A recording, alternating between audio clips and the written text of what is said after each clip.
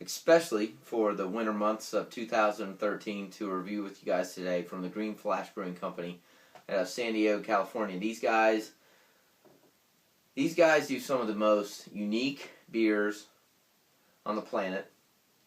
They always sell them in 4-packs, and they're expensive. So there's my 2 cents about Greenflash. Their beers are expensive, they're phenomenal, they're unique, and they're something that, if you love good beer, so there's all kinds of talk all the time about wine connoisseurs and great wine. This is the great beer of the great wine class, in my opinion.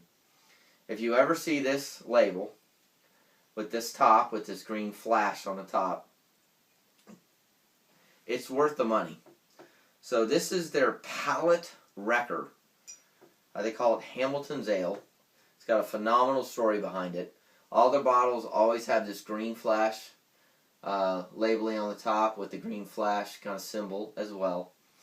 They always come in 4-packs. I've never seen them anywhere else. I live on the East Coast, and the cool thing about this beer, if I can find it, I think it said it was brewed on January the 13th, and it's January the 19th.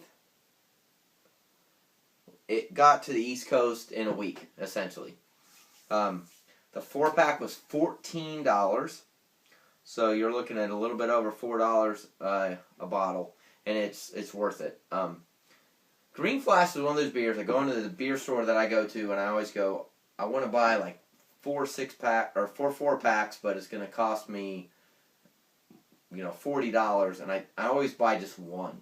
But every time I buy one, and every time they come out with something different, it's phenomenal. This just came into our store, so it's got a cool story behind it. We're going to tell you about it. So Palate Wrecker was originally brewed from Hamilton's Tavern in the 2nd anniversary celebration. That's out on the West Coast. It's the most complicated West Coast inspired IPA that they've ever brewed. From the mashing, the sparring, the mashing, the hopped wort, in addition to our hopped layering regimen, this IPA, by popular demand, is now released to the world to enjoy. So, this was one of those beers that if you didn't live on the West Coast, you didn't get experience to. I live on the East Coast. This is one of those beers I never would have got to. British Beer Festival 2011, it got the Michael Jackson American Casket Award. I don't know what that is, but it sounds great. And the World Beer Cup, it got 2012. It won a bronze for Imperial IPA. It's 9.5% alcohol with IBUs that they label as over 100. So this is just one of those beers you have to try. I don't know, if you like IPAs, you have to try it. I've been fortunate enough to have one of these 2 days ago in the store, and it was one of those things where you had it, and it was, you kind of felt like you were trying to make the utopian IPA, and it was already in your mouth. If you've watched any of my videos, I'm really critical on IPAs. I love IPAs. It's my favorite type of blend of beer. This beer does things for your palate that a lot of IPAs will never do. It's clear. It's got just the perfect amount of carbonation. It's got a nice, thin, white, frothy head that sticks with the beer. I could leave this video on for 10 minutes. That'll still be there. That does not happen with a lot of IPAs. The other cool thing about this beer is when you read about it, they talk about how complex the brewing process is. This beer, when you smell it, it's sweet, it's hoppy,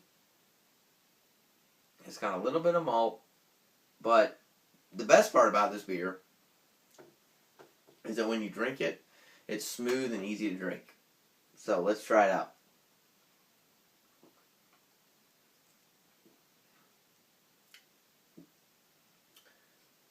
If someone was to ask me to describe this beer quickly, it is a hoppy effervescence in your mouth. It's got a wonderfully balanced citrus flavor to it. And what's really nice about it is when you're done with the palate part, it's refreshing. They brought this beer out in the winter months in 2013 in the perfect timing, in my opinion. Everybody's been having winter ales, nut browns, stouts, and porters, and they're dark, and then all of a sudden, bam, you get hit with this phenomenal IPA with 9.5% alcohol, 100 plus IBUs that explodes in your mouth, and you go, wow, this is extremely good. The neat thing about this beer that I want to make sure I express on this video is that it is very hoppy. It is extremely refreshing. It's got a nice, smooth flavor to it.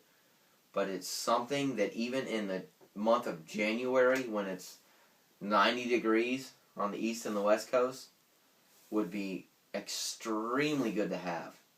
So, and beers that are 9.5% alcohol, you can fortunately keep in a beer cooler or what I call the beer refrigerator for months, and it'll still be good for months to come. This is one of those must-dos that I talk about.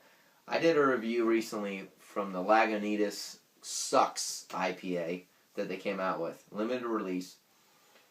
These two are in the same class. They're unique, they're different, they come out at the perfect time when everybody is having these real dark beers, and there's nothing wrong with the dark beers, I love them. But it comes out and launches in the market where you're ready to have something different, your palate's ready to have that effervescence and that hoppy flavor. Bingo, here it is. It's awesome. They call it Palate Wrecker because it'll explode in your palate. They call it Palate Wrecker because I'm guessing Greenflash has figured out that marketing is key, and most importantly, what's even better is what's in the glass, and that's what's in here. Buy this beer. If you like IPAs, this is a must-buy. Even though it's going to be $14 a 4-pack, on the East Coast at least, this is an absolute must-buy. You have got to try this beer. So please comment on our YouTube channel, microbeerreviews.com. Leave us our comments. Let us know what you think. We're on Twitter. We're on Facebook.